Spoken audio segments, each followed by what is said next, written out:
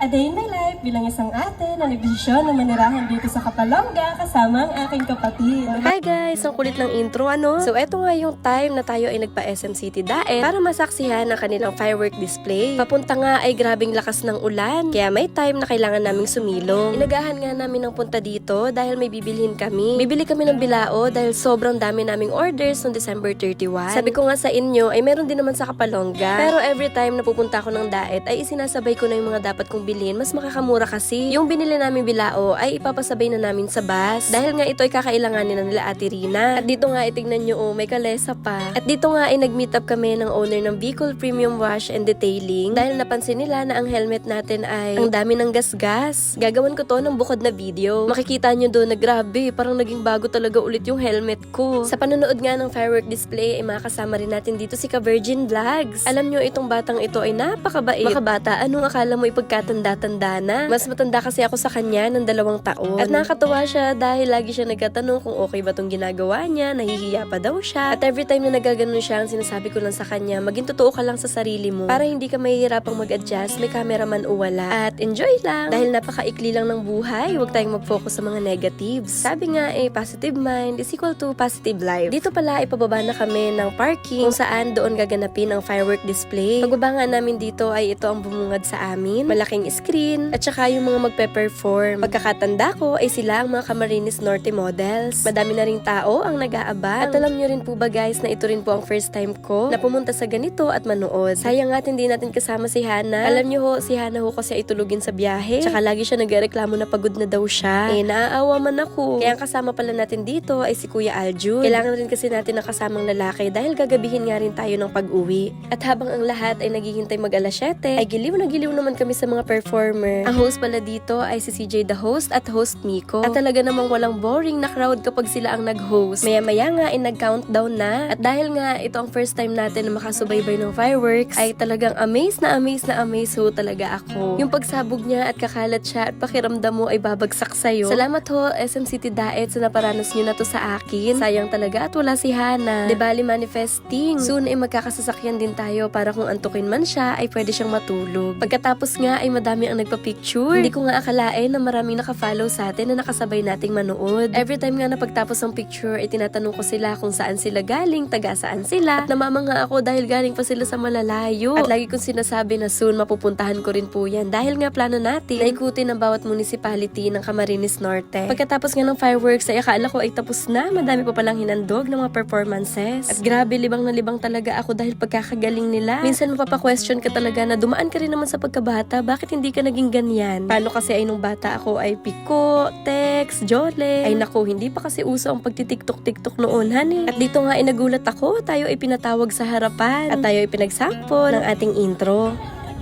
A day in my life bilang isang ate na nagdesisyon na manirahan dito sa Kapalonga kasama ang aking kapatid. Hello! Pero yung pot-pot, hindi ako ang original nun. Pero kaya ko rin siya gawin. Oh, let's go, let's do this. Kutsinta! Hello po! Thank you po! Maraming nakakilala sa iyo. Oh, maraming nakakilala. At ang kulit nga dahil gusto nilang marinig yung kutsinta. Ang original ho talaga niyan ay si Potpot Diva. Once na ho kami nag-plan na kami ay magko-collab. Kaso ho, bukod sa malayo sa isa't isa, marami tayong kanya-kanyang ginagawa. Kaya ayun, hindi natuloy. At dito nga ay nasaksihan ko rin ang pagpe-perform ng Siglo. Grabe, nakakatuwa dahil ang pupogi na nila, ang gagaling pa nila. Dito ay pauwi na tayo, going to parking na tayo niyan. At maraming salamat po dahil may mga nakasalubong tayo na followers natin. At nagulat nga rin ako dahil nagkaroon pa tayo ng pagkakataon makapagpa-picture sa Siglo. Maraming salamat po. Keep shining. Nabalik na pala sa atin yung helmet at tignan nyo naman, pagkabango, pagkalinis, pagkabagong-bago na ulit. Sa partingang ito ay nag-stop over kami kila Bunso Motovlog. Nakakatuwa dahil yung pamilya niya ay very supportive talaga. Kahit nga may mga ginagawa ay talagang iniwanan para tayo lang ay maharap. Sa parting ito ay nasa sentro na kami ng Kapalonga, ang barangay Poblasyon. Bumili kami ng burger, meriendahan sa bahay, pasalubong ba? At dito nga ay sakto may checkpoint. So far, productive naman ang buong araw natin. Salamat sa Diyos sa buong maghapon na pag-iingat. At maraming salamat SM City Daet. Sobra niyo ho kaming napasaya bago magtapos ang taong 2025. Ayun lang, so paano? Bukas ulit. Thank you for watching. Jane!